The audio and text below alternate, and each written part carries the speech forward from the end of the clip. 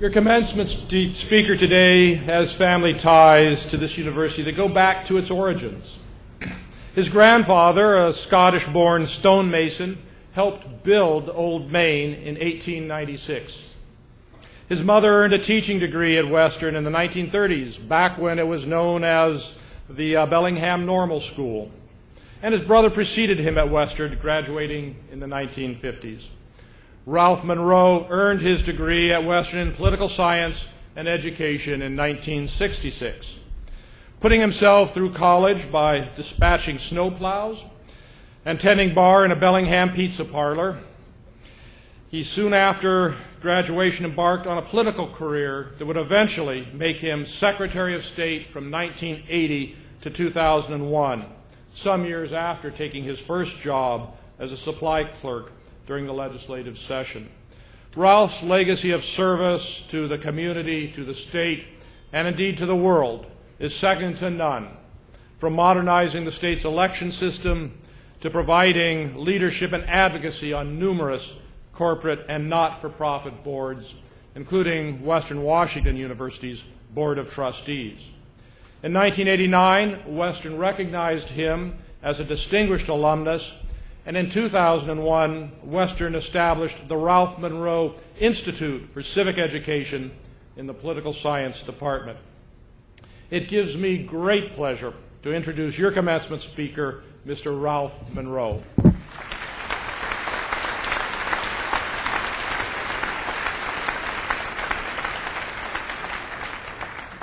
Well, first off, Courtney, well done. Well done. And Mr. President, thank you for that very kind introduction. It's much appreciated. If my old Western professors were still alive, they would have inserted the word barely between Ralph and graduated. If my son George was here, he would have pointed out that his father was kicked out of Western in his freshman year for drinking too much beer and raising hell in the Viking Union. And if my parents were alive, they certainly would have commented on the fact that it took me 5.5 years to get a BA in history. I remember my father nonchalantly asking me in about my 5th year, "Is there any particular year that you intend to graduate?" For the life of me, I don't know why they asked me to speak at graduation. Let me assure you that this speech will be short. You can applaud to that if you want. I clearly remember sitting right out there, just about in the middle on that side. I only came to graduation to please my dad. My mother had passed away before that, the rest of our family. I could have cared less who the speaker was or the topic of the speech. All I wanted to do was to get my diploma, get my dad back on the highway to Seattle, and get back downtown to Cap Hansen's Tavern and get another 14-ounce schooner of beer.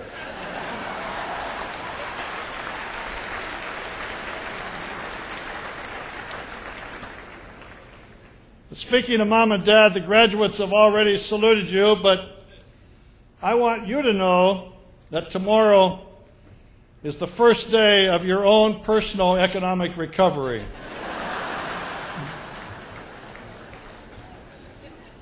I remind you, let's get on with it. You've been waiting 4 years or more. I remind you that 4 years ago, no one had heard of Facebook. Twitter was something the birds did on a sunny morning. We had not yet dreamed of an African-American president. Twilight was a time of day.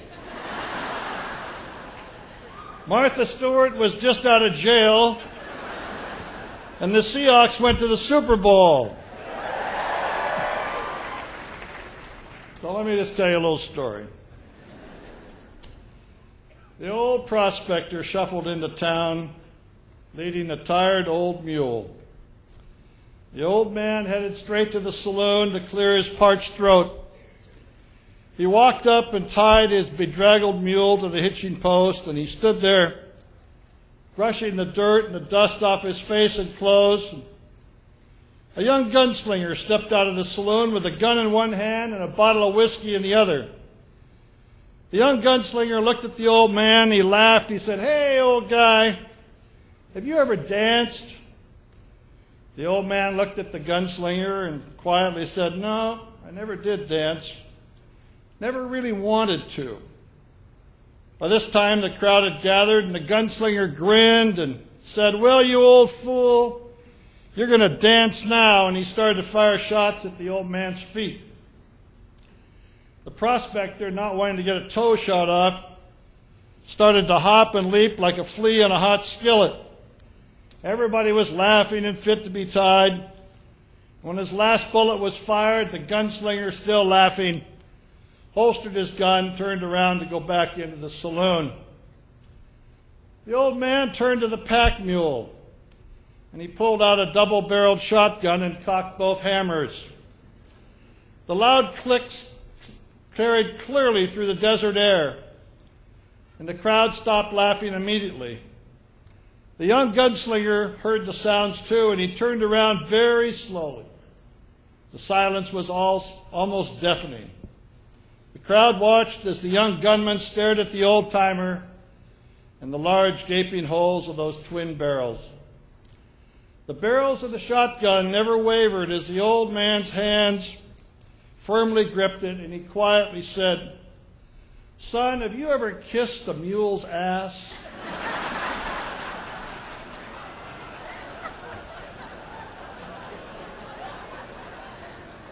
The gunslinger swallowed hard and said, "No, sir, but I've always wanted to."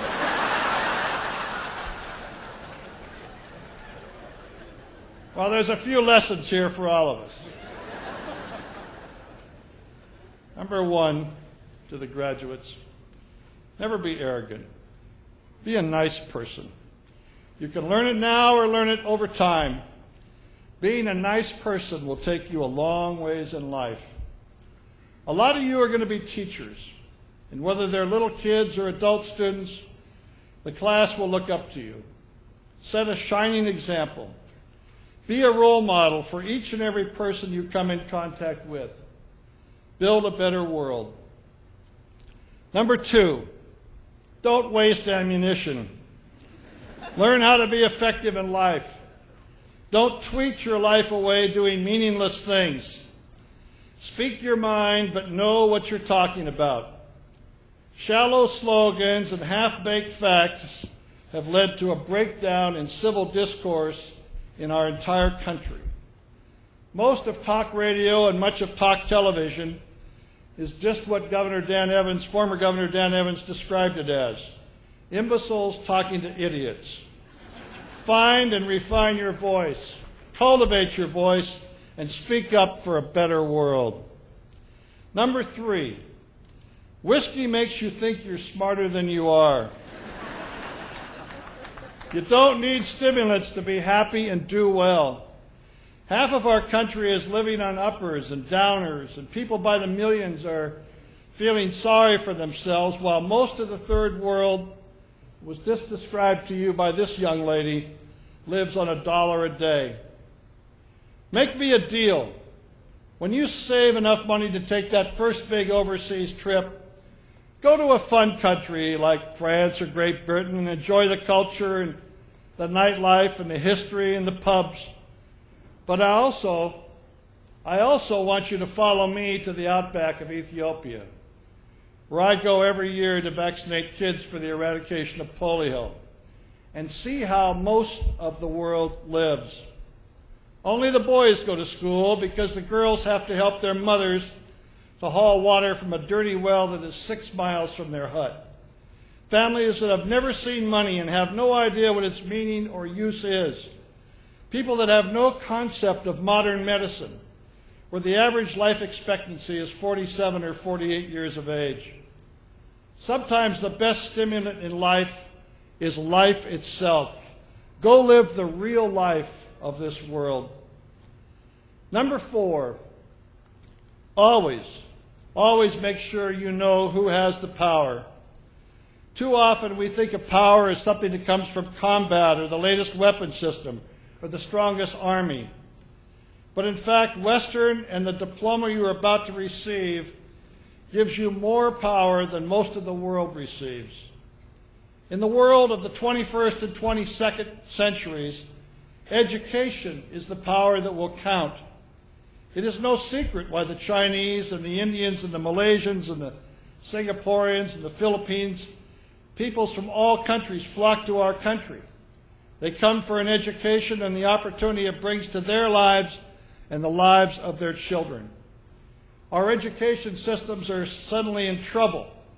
It's not just the recession that we are now coming out of.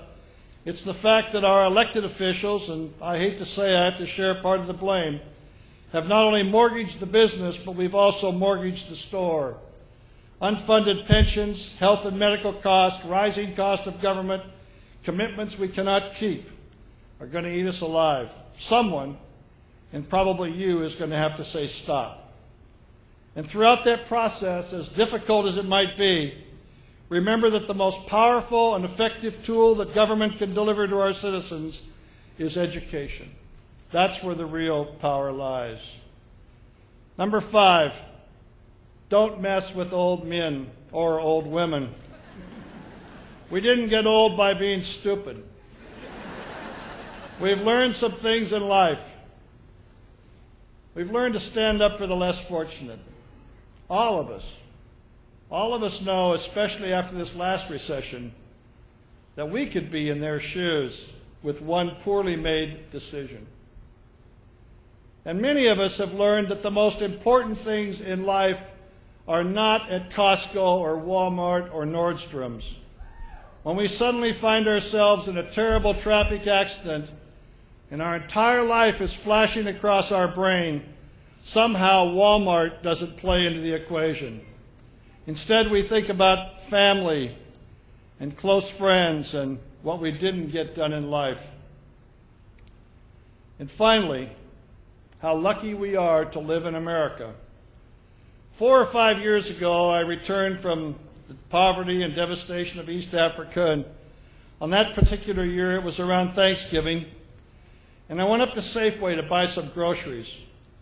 There was a guy standing at the entrance to the parking lot with a sign that read, "Please give money so I will have something to be thankful for." And I said to myself, "Buddy, you have no idea of all the things in America that you have to be thankful for."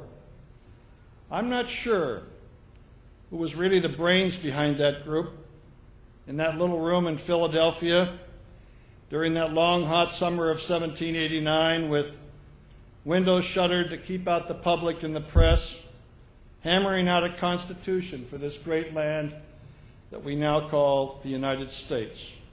But I'll tell you this, they gave us one hell of a good deal. Cherish it through life.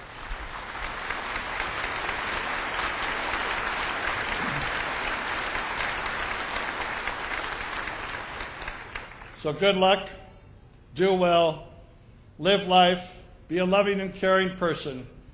Congratulations. We are very proud of you.